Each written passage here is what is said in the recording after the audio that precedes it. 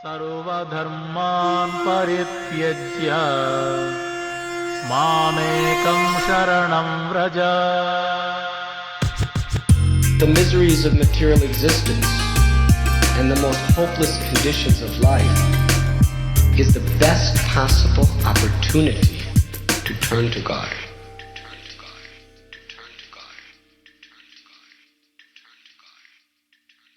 Brhat Bhakti presents The Gift of Desperation, a Bhakti recovery podcast. This is a 12-step based Bhakti-oriented space. Here we share our experience, strength, and hope in the spirit of recovery from addictions and associated behaviors. Welcome. Hello, Mrdanga. Hi, how are you? Well, doing good. Hey, I haven't seen you. Come a little closer to the mic so that we don't not hear you, Right. just hear me in my loud mouth. Well, welcome. I'm so glad to be in Mayapur, and I am super glad that you're still here. And we did an interview. We had a talk almost a year ago, and we talked about starting a 12-step meeting here in Mayapur, an in-person meeting, and you have done so. And I'm so grateful for that. There's a Bhakti recovery group meeting going on here, in-person meeting. Mrdanga has made that possible. He found a space. We've been doing it almost every day since I've been here.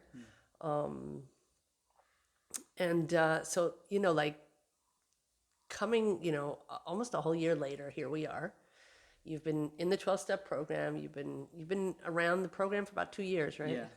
And you've been, an aspiring devotee for how long? 13 years now. 13 14, years. Yeah. So now, like, two years down the line, you've incorporated 12 steps into your bhakti. What's going on?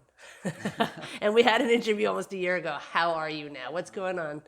What are some of the things how are you mixing that in your life? And what are some of the realizations? Is that too vague, or is that a good question? No, it's something really clear does come up for me. Okay, great. And I think one thing the 12-step program has really made alive, like in my life, is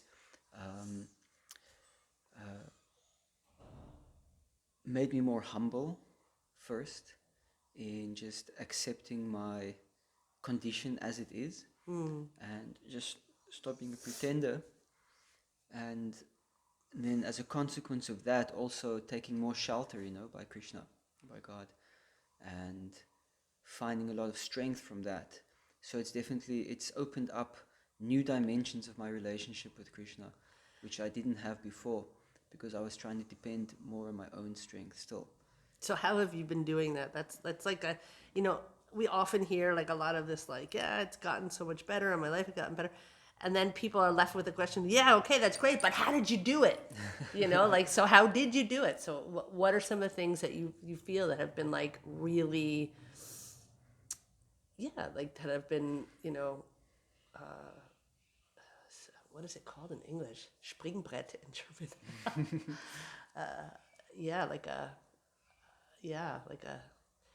A catalyst. What has been a catalyst? What are some of the practices or the things?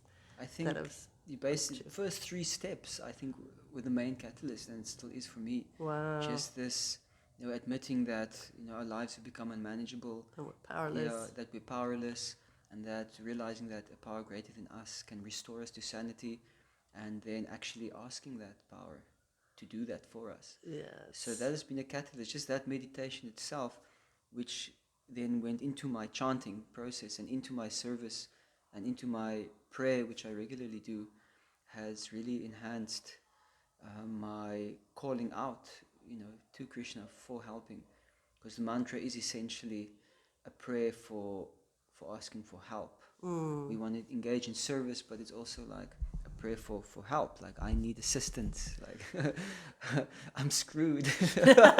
Without Krishna. Yeah, it's like I've tried it all. I've got the wounds to prove it. Yeah. So if you don't do something, then that's it for me. So it really, I think that was a catalyst. How, if somebody would say, like, how did you do it? then I think it's quite mystical actually, because in one sense I didn't do anything because I'm powerless. It's like, Yeah. but at the same time, there's also endeavor. There's from your side you have to put in, and just thinking about it. And even though I'm not a good reader, so I haven't even really read much of the literature as such, but I think about it a lot. And in my discussions when I speak with people who have been in it more, the knowledge I gain from them, I think about it a lot. And whatever little reading I do, I think about it a lot. I talk with it to people, and I think that I just really try to be very sincere about trying my level best and Well, yeah, I mean, you show practicing up. a healthy sense of detachment. Yeah, showing But up. you show up. You show up. So that's like another action that you do. You just show up. You open this meeting. It's once a week, right? Oh, we're doing twice a week, Oh, good. like a Okay. men's meeting and then also A a regular general meeting. meeting. Yeah. Okay, so 2 times a week you show up. Now that's an action. At the meeting, what happens is that we get together and talk about steps in literature that we've read. At a BRG meeting, a traditional BRG meeting would be reading 12-step literature and reading, Gaudiya Vaishnav literature. And those two things together, and then sharing our experience, strength, and hope at a meeting about that is also another action. And being there, right? Right. Being of service for other people, showing up to open the doors. Right. And you've done that. Yeah, it seems like insignificant thing. No, Even it's just going to a huge. meeting, it is. Actually, the last meeting I was sitting at, I was looking at thinking, from one perspective, like purely analytical, completely free from like feeling, I was thinking, wow, this is actually pretty lame, because it's very simple program, and the analytical side was thinking, how could this possibly work? How can we make this more complicated? Oh yeah, right. But then my other side came in and says, but it does, Yes. because that's my experience. Right? Yeah, so then that's quite mystical. It's so profound, Because isn't we're it? just following an already set program. You don't need to change anything. It works, and it does work if you work it. Yeah. And pitching up, showing up is one of the ways that you work it. It's the best ways. Yeah. It's the best I found. The thing is, if you don't show up to a meeting, who's going to show up? If you're not going to open the doors, there's nowhere for anyone to go. It's a win-win. You show up. When you show up, there's one person. If just one person shows up, then you have a meeting, and then you have exchange. And this is this is something that a 12-step program plugs. An addict alone is in bad company. We need to stick with the winners. We need to go to the fellowship. We need fellowship. And in Bhakti, association, and service. It's the same thing. And how fortunate. I mean, I feel incredibly fortunate to be able to have found people like you and people, like-minded people who I guess you're coming from the other direction. You're coming from first Bhakti and then into the 12 steps, and I'm coming from 12 steps into Bhakti. For me, my AA and my NA program, my 12-step program, hit a ceiling, and I wasn't growing anymore. I needed to dive deeper into who God is. It was kind of, God is everything. God is Jesus, God is Krishna, God is Allah, God is Abba, God is everybody and everything. That was my, it was kind of I had a deep belief in God. I just didn't know his name. And when I found Krishna consciousness, it deepened everything spiritually. Now, I flipped that around for you. How is it for you? So you were into Bhakti for, whatever those, I guess, 12 years, because you said 14 years, right? Did you say 14 years? Yeah, that's right. Yeah, so 12 years, and then you saw the 12-step program. What was it like for you? Well, when I knew about the 12-step program, I think I actually came across it since I was a kid. I had some friends in school who were going to NA, and so then actually learned the Serenity Prayer since then, because I was quite troubled as a kid, although I didn't have addictions, but I would guess you could say I was an ACA in the making. That's an adult child of alcoholic or dysfunctional family, for those who don't know. Yeah, it was so messed up. But that Serenity Prayer immediately was just like, I memorized it, I prayed it, I understood this is powerful. Wow, I didn't know that. That's pretty intense. Yeah, and then when I was a monk, then also there was one student who was helping to run the student society there, Bhakti Yoga Society, and he was going to AA, and he was very comfortable speaking about it, and he even that's told me how, like AA is my religion, like I need it, and I Yes. didn't understand what he meant at the time because I didn't, but I understood the 12-step program is a good thing, so that was kind of the next kind of, I would say, contact with it. Now I fully understand What what he he meant. meant. Yeah, and Yeah. it's like really good for him, he found it, and but then when it came to me, and I think with confronting my like addictive patterns, and it was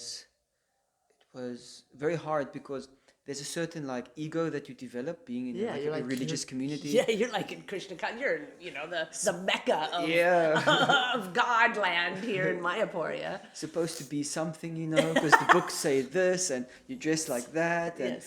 and always thinking about it, but then and you have like super high like principles and standards, but the then bar is seeing high. yourself like falling so short. Like in my life, everything is quite in order, and but then there's this one thing which is like an anomaly, which was just like so far from the rest of my attributes, which was such a confusion, and it was so far below my even my moral kind of standards, and it was very hard for me um, to digest and understand that. So then coming to the Stealth State program, actually the way it happened was um, that I'd obviously, like any addict, had tried to defeat it in many various ways and keep relapsing, and the main like problem was pornography. And I remember I had taken the van and I was going to go leave the family behind. Everything was cool. I was going to go to the beach, maybe half an hour's drive away, and spend the night there. But secretly I had met up with a friend, and then I had taken like 4 drops of acid. I'm going to wind down, and before... Alcohol based or water based. I don't know. Did you I put it in your probably mouth or in your alcohol-based. eyes? No, in the mouth. Yeah, Yeah. Sorry. And, Let's make that clear here for Yeah. the connoisseurs of LSD. Anyway, it's a good guys. 600 mics. It was Oh my god. of white fluff, and it was very pure stuff. This guy actually has a connection with, like, I won't say too much, like black market. So he knows the crystals and things. So it's pretty good. Anyway, so I'm driving down. 20 minutes later, it's like, it's just coming in, and I'm sitting down, and my meditation was, I ain't gonna go through no shit, I'm just here to relax and just be, and 1 hour later, when it starts coming in, I just get it in my mind, I have to go home and tell my wife, and I just couldn't get it out of my mind. And it was Easter weekend, it was like raging roads, it was on Friday, so the roads are like super busy, and it was getting dark, so I went to the van. This was in South Africa. This is in South Africa, Okay. and I just like, I'm going to do it now. I'm going to go home. This is not an opportunity I have to actually like break the cycle. Yeah, it was. I felt I was being guided within, Wow. and I climbed in the combi. It was one of those big Volkswagen, like 1980s, like hippie van, big thing, As I'm going up, a raging storm starts, raining and wind, and I can't see shit. But I'm driving this car while I'm busy peeking, and you get the shakes and everything, and I'm just chanting, and it's like, it was a good half an hour drive back. It was. I would not recommend it for anybody. Yeah, I've done that before too. Yeah. Not to recommend. No. Don't try this at home. Don't ever do this. Anyway, we don't take drugs or drink No. anymore. So This is just a story. this is Yeah, a story, it's and we're not telling war story. We should. Yeah, we're not Yeah. telling the war story. So So we're just. so then I got to my wife and I told her at like 2:00 in the night. I got there and I just said, I have to tell you this, Tripping my balls I told her I just did this and I've got something I need to tell you. And I think that was like the start of my recovery of just like Wow. sharing it and Like being getting honest. Yeah. Yeah. Obviously it must It's have like been telling on yourself almost. Yeah. Wow. Because I knew that if I do this, then some of these things which I have in place to maintain my addiction, they get broken away. So then that will give me a chance to free. And I knew that tomorrow I'll probably regret it, but my higher self will be very happy that I've done it. It's like whistleblowing on yourself. Right, I yeah. love it. So I did that, and then somehow How did she take it? Was she upset, or was she take it like a? she was very hurt, obviously, but she was very supportive at the same time. Oh, Yeah. very nice. And she had her process also to go through of kind of. Your wife is so sweet anyway. She's amazing. I just love She's that woman. amazing. I'm She's so blessed. she's really a sweet, Yeah, kind woman. she just wants to serve. She doesn't want to take anything for herself. So I think she was the one that somehow said, there's this BRG. And then I watched the podcast that you had with Namras. Ah, And okay. then I was like, then I started joining the meetings, and I think the rest is history. Wow. Yeah. Okay, I didn't know that. Okay, So, cool. so that's how I did, but it was really like, you could say, in a reckless way, I just like broke that barrier, and and I'm glad I did it. I'm glad I did it. Yeah. Wow. Yeah. So what would you recommend to, let's say, people who are devotees? I hear it a lot. A lot of devotees, first of all, are afraid. People, especially within the movement, are kind of afraid to out themselves in any way. And we're not talking about just drug use or alcohol use. We're talking a lot about all kinds of other things, just lower thinking, things that get in the way of our Krishna consciousness. Pornography, shopping, scrolling, whatever it is that they feel that they're doing in an incessant, addictive way. Things like being an adult child of an alcoholic or a dysfunctional family leaves us some scars. And sometimes we're not, well, I can speak for myself and I can speak from my experience, is that we're not all high enough in our consciousness to be able to have and all of the tools of Krishna consciousness work for us. Sometimes we need help, other help, Yeah. to get over those samskaras, to get over those traumas, to get over all those things so that we can serve better, so that we can be better aspiring devotees. And, all that shame that comes with that, because the bar is very high. And this is a very small community in Mayapur. And lots of devotee communities are small, and people are afraid to come out and be like, hey, because let's face it, most people have some sort of problem. It's Maya, for Pete's sake. I mean, it's not like, oh, surprise, surprise, I have some sort of problem. I mean, everybody does. So Yeah. what would you say to the people who are struggling, who are devotees already, or who do live here in Mayapur or in other devotee communities? What would you tell them? If they came up to you and said, hey, I live here, I'm afraid of my anonymity, I'm afraid of this and that, what would you tell them? You mean afraid of the anonymity, like coming to a group and sharing? That too, yes. Well, I guess I would say that, it's all based on relationship and connections, like with other individuals, and that life is actually only really worth living if you have meaningful relationships with people. Doesn't matter what you have. If you're by yourself, you're going to be miserable. Yeah. And so even just taking that as just a basic principle to go forward, like personally, I'm always looking for relationships with people, connections. I'm checking people out, and I'm thinking who would be a possible good candidates, that I could get along with. It's not who's more advanced or this or that, No, but just seeing who's like-minded, because that's Yes. actually the thing. Prabhupada also said, if you're two people who are like-minded, you can do anything. If you're 100 people, but they're not like-minded, it'll just be chaos. It's so true. Kind of said something in slightly different words. So being like-minded association doesn't mean, oh, I accept Krishna, you accept Krishna. That doesn't mean we're like-minded, because we're still different Yeah. in many ways. So I try and look for like-minded association, but then I start testing waters to see because my thing is that if I can't be me, then it's not worth being in that space. Absolutely. Because I'm just over being fake. I'm over changing who I am to fit in a space or to be accepted by somebody, and I'm comfortably enough not being liked by somebody just because I am who I am. I couldn't care less. Well, I like you a lot. Yeah, thanks. You I know like that. you. Yeah. We know that we are very like-minded. Yeah. I think that's one aspect we like about each other also. Yeah, It's totally. because it actually shows a sense of humility, because I am who I am, and whether you like it or not, it's not going to change. I can't change it because That's just it's what it is the gifts right that now. Krishna gave us anyway. Yeah. I mean, everyone has their own path. Everyone has their own designed karmic path. Yeah. We all have to sort of do it together. And if we're interested in solving that mystery in some way, it's easier to do it together. Yeah. It really is. And having Krishna as that common factor means people Yes. who are very different from you, you can still offer your respects to, because you can see Absolutely. they're walking to the same place. Yes. They're just walking a slightly different path because they're different. Yeah, absolutely. Yeah. But we're reading the same book, we're chanting the same mantra, Exactly. but we're all having a different experience because we're different. Yeah, So, absolutely. and then taking that principle into relationships is being like, so if a relationship cannot be like that, then for me it's not worth investing in.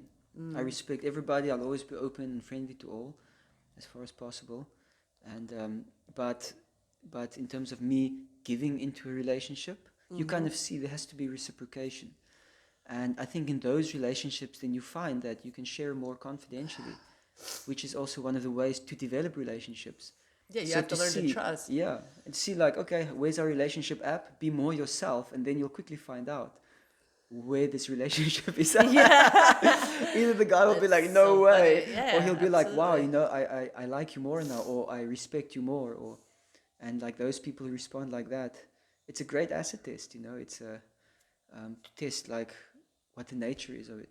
So I think then in terms of having like these like addictive patterns or bad behaviors or lower thinkings, then you need those types of relationships. And in something like in a 12-step program meeting, because you come there, maybe it's your first time, you don't know anybody there except maybe the person who invited you, or maybe you don't even know that because you found it online. But you're still coming there, there's still like a sangha, and the sangha is based on relationship also. Yes. And it has a certain energy, and a new person coming in it can feel it. They might not be aware of it, but it affects them. And that in turn will facilitate their ability to be able to express like authentically. Absolutely. Yeah. I think it's important for people to know that, I mean, anonymity is the spiritual foundation of any 12-step program. And we hold those, values very high. Someone had asked me, like, can you guarantee my anonymity? And I just looked at them and I said, no, I can't. I can't guarantee you anything. I can guarantee you that you'll have a better life if you come here. I can guarantee if you work it, your life will change, and in a good way. That's I can guarantee. You show up, suit up, and do the work and do what's suggested in the program, your life will get better. And you can have your life back and your misery with a full refund if that's what you want.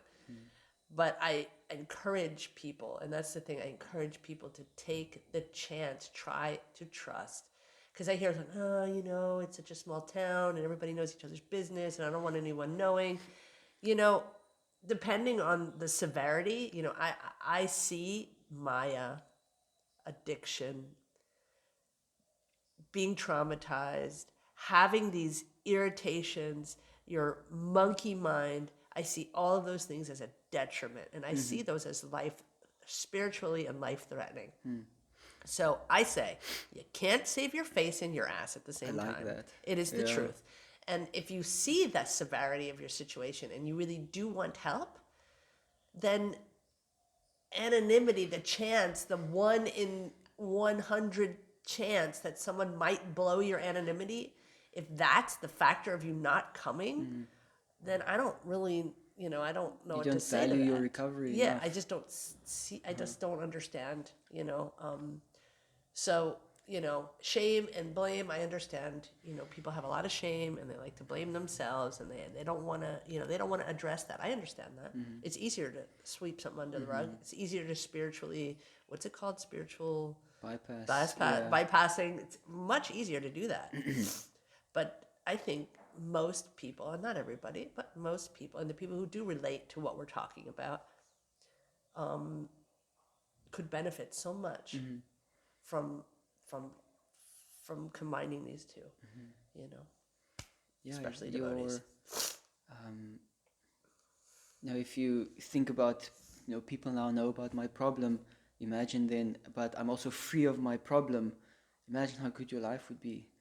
Oh my God! Even if they knew, it's like I wouldn't care that they know. I don't have it anymore because I've actually done something about it. Yes. It's like such a good life, And I think also that there's just like these all these controversial things going on in the world, like wokeism and all these movements, which I don't think is even necessary to mention, Yes. which actually are in the vast minority of people, but they gain the most airspace. It's So they seem unreal, like huh? they're this amazing amount, like weight of people, but actually they're in the minority. Yeah. So in the same way, these people who are like these critical people who will do this, they're actually in the minority. You just hear them on the internet forums and stuff more because the other people don't bother to engage with that. Yes. But you just hear these people making noise. But actually, you check it out; it's the same people.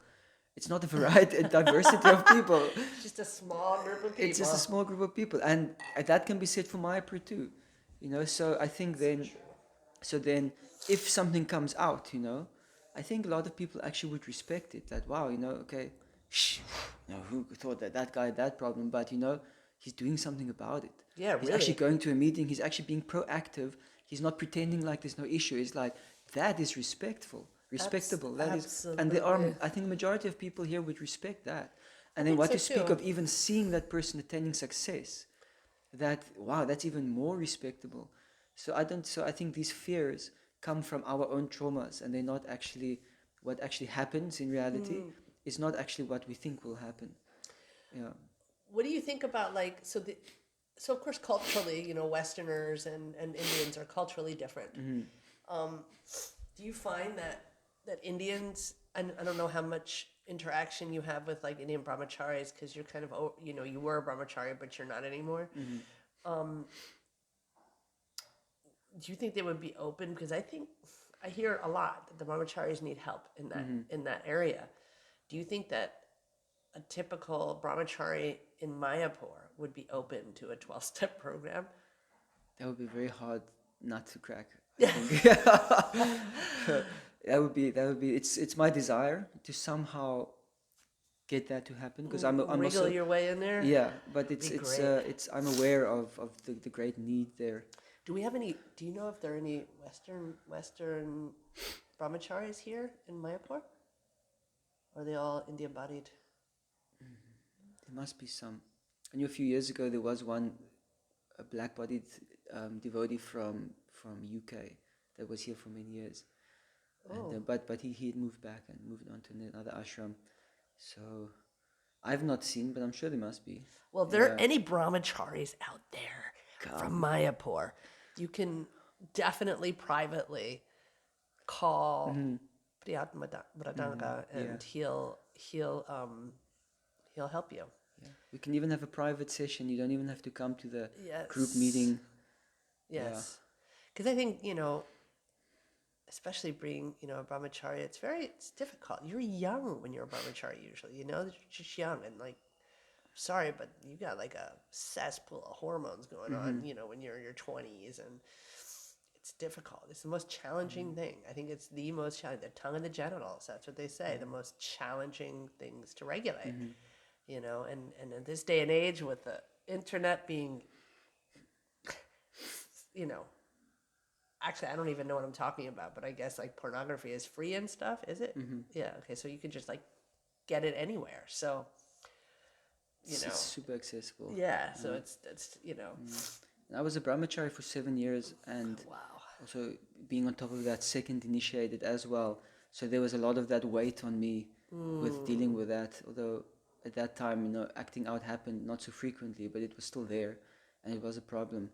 And so yeah, it's a pretty big thing to deal with, like being in that position. It was very, very hard for me.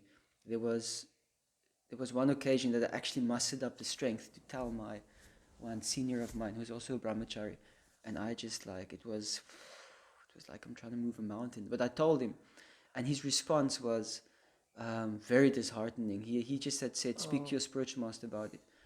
And then I said, like, I don't have the strength. Like, can you tell him? Because I thought, like, if he just does that, my guru could reach out to me and we could like start working with it.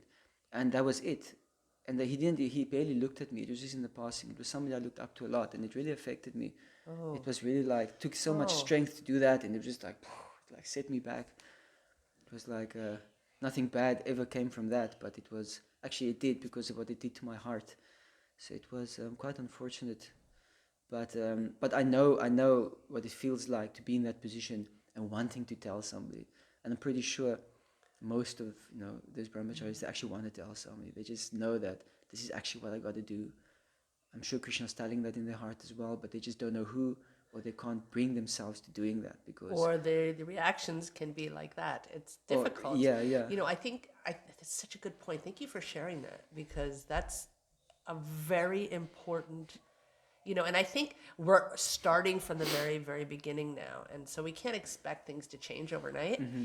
But I'm really in the hopes that the more we stay steady here, and the more, and the more time I spend here too, I will be pushing for the regular BRG meetings. And every time I'm here, I'll be here chairing those meetings, and, maybe a third meeting, whatever. But I think knowing that there's a steady program that works here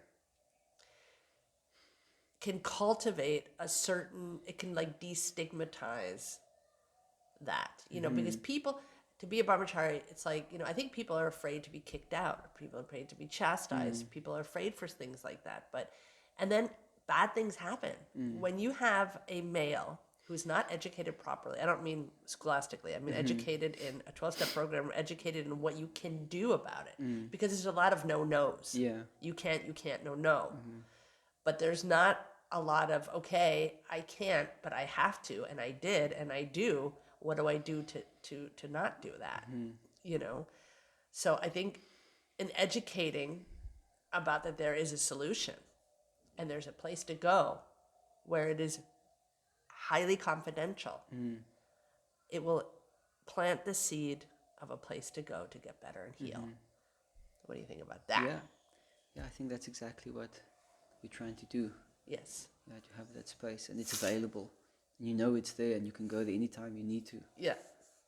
And by the way, we have Bhakti Recovery Group meetings online as well, almost 2 times a day, every day. You go to bhaktirecoverygroup.com, www.bhaktirecoverygroup.com. There's a men's meeting. Is there still a second men's meeting, or just one now? No, just the one, I think. Yeah, so there's just one men's meeting at the moment, once a week. But we have a strong community, and there's WhatsApp chat, and there's people to talk to. So you can, write to Bhakti Recovery Podcast or Bhakti Recovery Group, both at gmail.com. And we can put you in touch with somebody. Yeah, and they actually were talking about making another meeting which is more friendly for Indian time. So if there are just a few people interested, that could be easily arranged. They're already talking about that. It's just a matter of having enough interest. That's good. Yeah, so it's something they want to do. So I wonder what we can do to spread the word without getting too tangled into management here. Yeah. I'll figure something out. Yeah. You figure something out, Some right? posters here and there, I think. I was thinking of putting a few more up around the place. I have a printer. Oh, you do? I got a printer. Okay. But you need to make a nice big A3 one. Oh, I don't know if I have a printer for that. Yeah. I mean, let's see. Yeah, there's a print shop here. It's not expensive. Oh, okay, Yeah. cool. Can they laminate as well? Yeah. We need to laminate. Yeah, so they stay good. Yeah. Cool. How long have we been going, do you know? No idea. Let's look. Let's have a looky. It's only 30 minutes. Oh my God. We can go on. We can go on. Goes on and on and on. Yeah, it's something that I think we'll figure out, as we go, how to get it more out there without having to advertise prolifically. And, and get it to the people. But there are certain key places where there are notice boards, which I think posters will get noticed, and then I think from there, people will come. Okay, good. So otherwise, so how have you been doing? So we had this. So thanks talking about that. I'm glad we kind of just talked a little bit about Mayapur and talked a little bit about the shame about having problems with lust and problems with whatever it is. So how is it from the last interview and for the last 2 years? Where are you in your what are the issues that you noticed that have gotten better for you? Specific issues. I feel I'm able to self-regulate much better. than I would before. I would be my, I think, most visible like way of measuring like my recovery would be the way I treated my kids. And so if That's so true. yeah, and they, because children can't defend themselves, they just have to take it. Even if they try, what can they do? You're much more powerful than them. It's the sad reality of why that happens to them. But then, but for me, like I'm like whenever like I like speak to them meanly or harshly or in a derogative way, then I would see their reactions and I would see what it does to them, and then that makes me like not want to do it, which then would take me back to my recovery and want to like apply myself more so that I can be like a better example for them. And of course I make amends and I apologize and I tell them straight, that's not cool, like that I did that, and I explain to them, there's some wires have been crossed and So where do you think Yeah. like was it like in your family to how was it with you and when you were growing up? Did you have a harsh dad? yeah, very harsh. It was there were no questions asked. It's always like go to your room or you get the stick. Oh, You get jeez. beaten. Yeah, it was like that. And he was also a little bit aggro, so and stressed out, and so I would receive the short end of the stick there, and there was no asking or connecting and asking like why did you do that or trying to understand what's going on with this kid, because kids, they don't actually want to be mean, they don't want to be bad, they can tell the difference, Yeah. but they're just trying to communicate without an emotional vocabulary. Right. They're trying to say like, something's not right here. I don't know Yes. what it is, but and then you do something stupid like, I don't know, once I put a cloth over the toaster and then I pushed the toaster down and I ran outside. So then the toaster got burnt up and it wasn't even a big deal, just the cloth got ruined. But that's basically saying, like I'm feeling like alone, that I'm feeling like lack of connection. That's what I was feeling then. I was trying to get attention so that I could, Oh, when you were a kid. when I was a kid, Oh, I yeah. was like, why would you Yeah. do that Oh. now? Why? Did you forget it or A long time I don't do drugs anymore. But now I just put cloths over toasters. Yeah, so as a child, that's actually what I was communicating. But the way they responded was like, "You're naughty, you're bad, you're just like blah blah blah blah, push, push, push," and then go to your room. But meanwhile, there's actually something really valid going on inside. Oh, of course. So there was none of that, like, and so now I'm trying to like give that to my children, and then at the same time, there's this like conditioning which, everybody says, "I'll never be like my dad," and then you become your dad. Of course. It's sometimes Classic. like, it's so funny. Sometimes I walk through the apartment and I'm just like, I'll do something and I'll be like, oh my God, I'm seeing my own mother as I'm doing something. And I get like, oh my God, am I really like my mother? It's so funny. Yeah, it's unavoidable. It is. So then trying to like deal with that and at the same time being the opposite, which is actually being very compassionate and but also trying to keep the good qualities, because there are also good stuff which I got from my parents. Sure. So I think in how it's been, like I would say since the last podcast, is that I'm able to like emotionally like regulate better, being more in tune with like what's going on inside of me, and like when certain triggers come up and when I feel it, I just kind of step back and just remain in an observing kind of space Nice. and not just like respond to it. Or when I do respond, then I notice that, okay, now I'm like triggered, and then I can actually stop myself and withdraw. So you can identify. Exactly, yeah. You can identify what's going on. That's such a gift.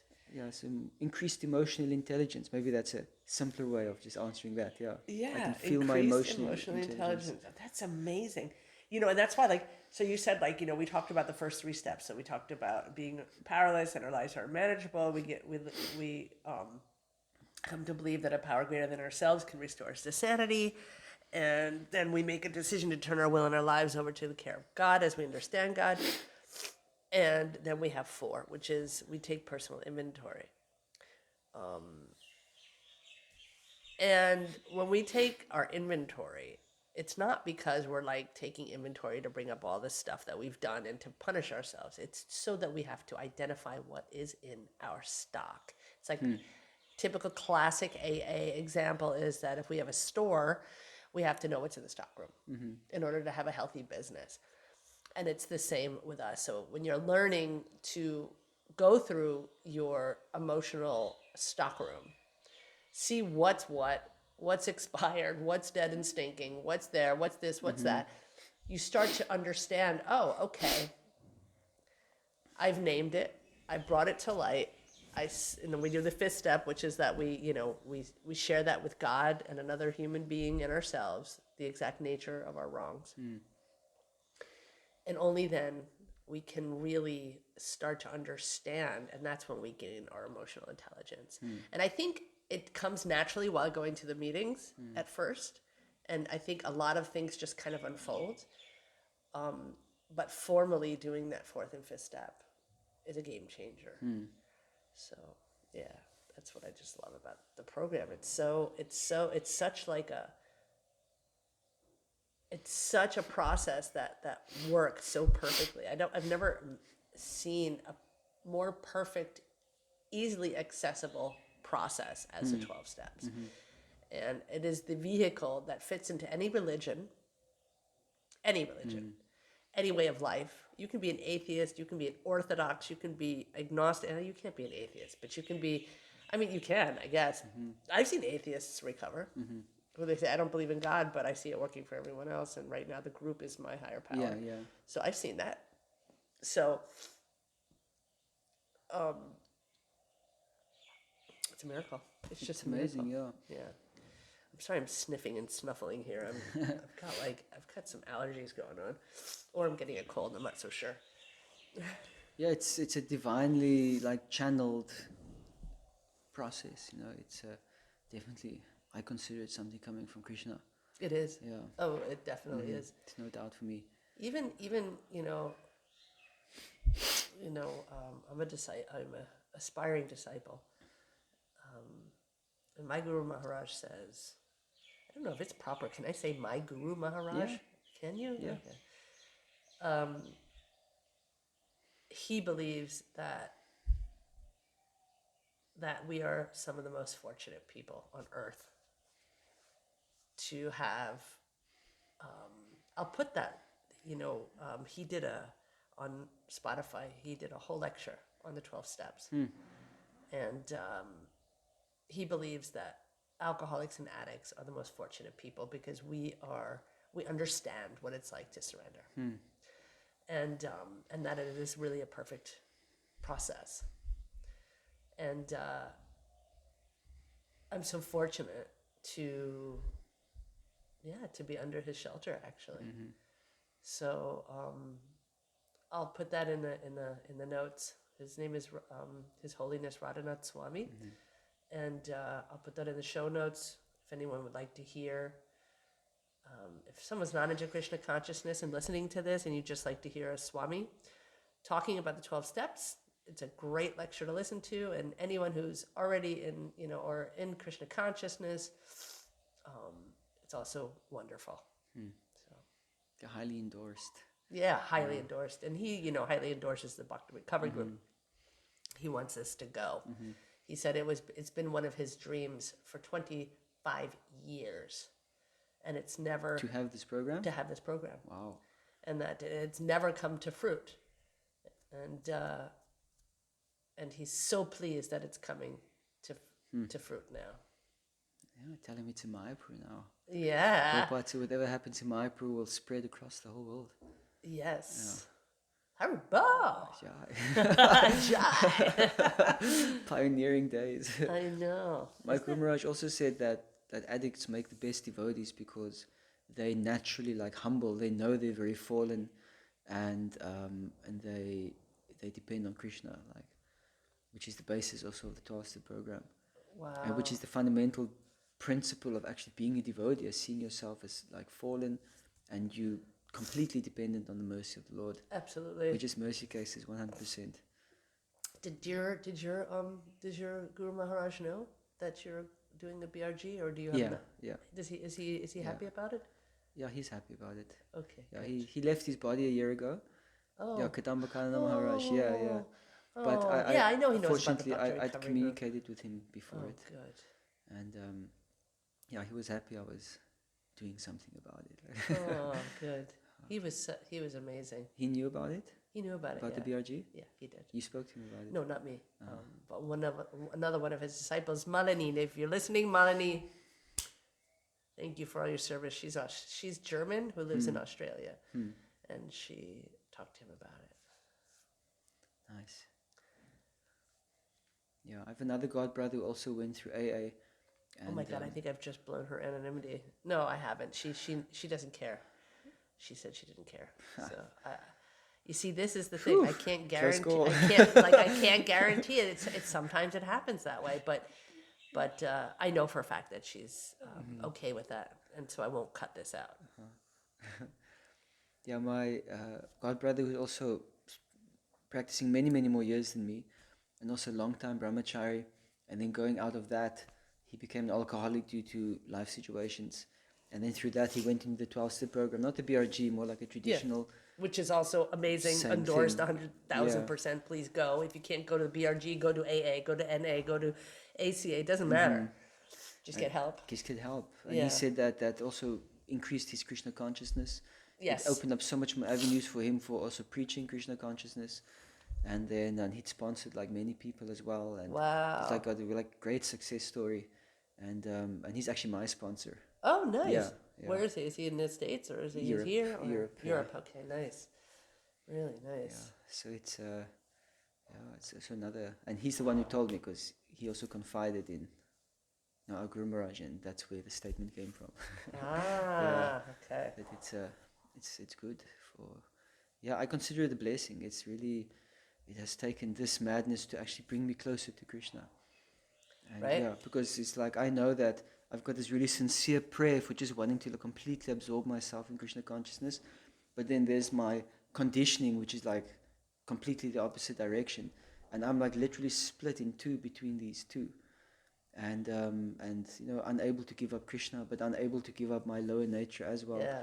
So it's a very painful condition, and I feel like this addiction is a way that Krishna has used my karma to help me to come closer to him. Yes. This is such a beautiful statement. It's actually the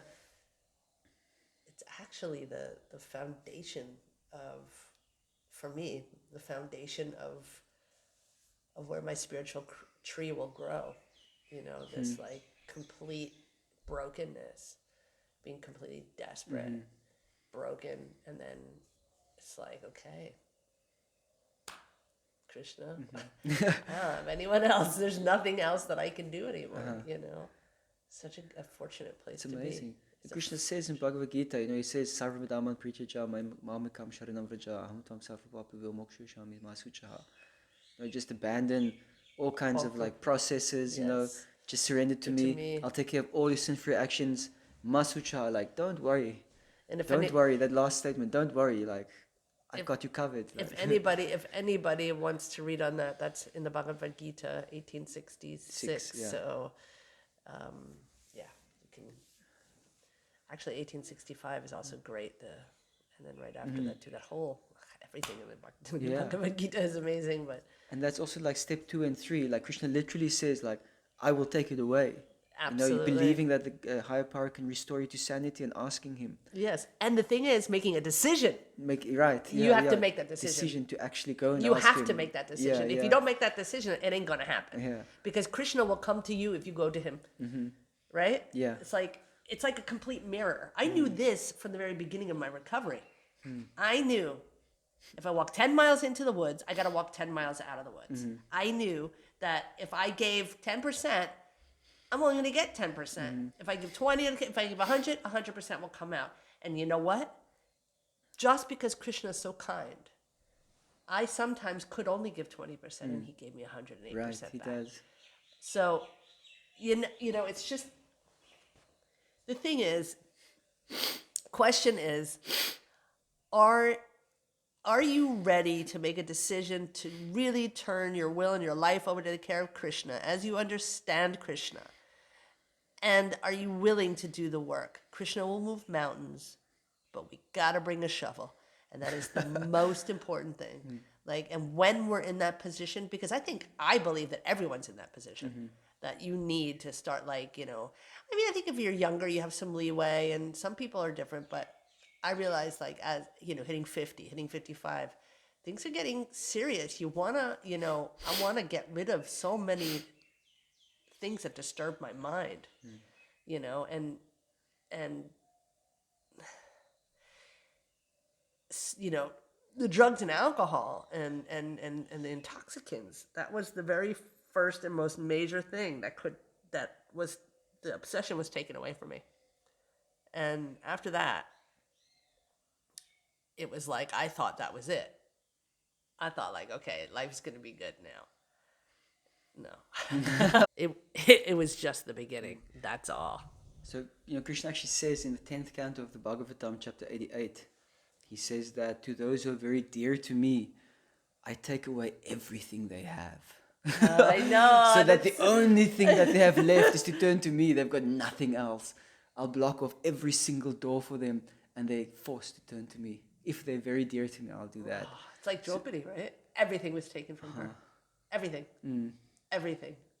And then they were taking the sari off. Sari. And she said, could you help me? No. Can you help me? No. Can you help me? Then Jai Krishna. Yeah. Krishna. And then Krishna just, Hey Govinda. Hey Govinda. And took everything, and just made that sari Unlimited. forever and ever, Her husbands were taken, the kingdom was taken, everything was taken. And they wanted to take her chastity also. Yes. Krishna came and saved her. Yeah, it's amazing. So your life actually gets turned upside down. When you say chant and be happy, it's kind of like... chant and prepare.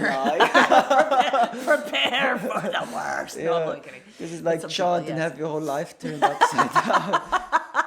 Because it's like a bully at the school shaking you and getting your change out of your pockets, God. But actually Krishna's shaking you down to get rid of all this junk that's weighing you down. So true. So that you can actually be happy. And us in our diseased, conditioned state, we experience that as pain. And then we think I'm supposed to chant and be happy, but this is actually happiness. You're becoming freed from all these causes of your suffering. And which are all the attachments. Yeah, so this is actually real happiness. It's an ecstatic process. And then it's just we experience it in a dual way. This is nice, this is not nice. Yes. But it's actually real happiness. So trying to be happy is also not a lie. But no, it isn't. Obviously not, yeah. But sometimes one might wonder if it happens. It's like, what's going on? Wait a second, trying to be happy. I'm not happy. But actually, it is happiness. It really is. Because when we get rid of these things, we have the opportunity to detach from them. And, I had to lose everything in order to come to the point of surrendering. I had to lose everything. And we're not talking about I lost my shoe, I lost my car. No, I lost everything. Homeless. I even lost the custody of my own daughter. It was just not, And then then the second time around, I had another spiritual awakening. Almost 20 years down the line, I had a very dark night of the soul. A divorce happened and my whole life got turned upside down, and I got the opportunity to explore how detrimental codependency is. I got the opportunity to understand that my attachments went from one seat of the Titanic to the next seat of the Titanic. And that's, Krishna was saying, no, you need to understand that just because you're not attached and hanging on to drugs and alcohol anymore doesn't mean that you're free from the middle planet of Earth and from the attachments of other things. I just switched seats on the Titanic and was attached to feeling good through my husband, through other things, in full attachment. And I had the opportunity to understand what it means to get stripped of that as well. And it's painful. And I really thought, okay, and I wasn't aware of it at the time. I just was like, okay, why me? Why me? And I was ready to just call it quits here. Just said, there's no reason for me to be here anymore. Not because I was the one initiating the divorce. It wasn't that. I just didn't know who I was anymore. I was identifying myself through someone else. I gave my will, my life over to the care of my husband's understanding of himself and the world around him. That was it. That's what I did. And it didn't line up with me. And it's insane. Another insane, layer. So, yeah, I think we're so fortunate to understand that deeply on a deep level. You can read those things and that's fine. But if you don't, I think some people like myself who are like less intelligent, as Prabhupada says it, we need to have like, what is that in the Nectar of Instruction? I think it says the less intelligent ones. I think it's Nectar of Instruction 1, verse 1, where he says the less intelligent, They have to experience the pain. yeah, they have to. It's like the criminal. He takes the criminal and the. He sees a thief getting Yeah, caught and yeah, punished. yeah, exactly. But yet he still goes and steals. Exactly, and the less intelligent have to like learn Go in through every it. way. So, and that's me, and that's okay. Kali Yuga is the yuga of less intelligent humans. Yes, I qualify.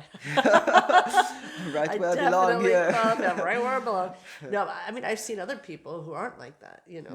Who are a little bit more, and I don't think he means intelligence in the way of like scholastically No. or like that you're a stupid person. That's not what he means. He's talking about buddhi. Yes. Buddhi is like the ability to discriminate. Yeah. Exactly. Discernment. Discernment, Yes, yeah. absolutely. And I think that needs to also be said. When I first read that, I was like, that's harsh. It is, yeah. I'm like, that's It sounds- harsh. What do you mean I'm unintelligent? I'm the only one who can say I'm stupid, not you. Like I can say I'm stupid. You can't call me stupid, But yeah, to have that understanding of what that really means. He didn't mean it as, So. Well, I think this was an amazing talk. Yeah. I love talking with you. Flowed really nicely. We always flow nicely when we talk, when we get into it. Let's do another one. Let's do it. Let's do another one. Let's do another one in a few days. You wanna? Yeah, I Wanna? I wanna one. Okay, cool. All right, cool. All right. Brhat, Mrdanga. Always Thank a you pleasure. very much. You're the so best. much fun. Yeah, thanks, Jiva. All right.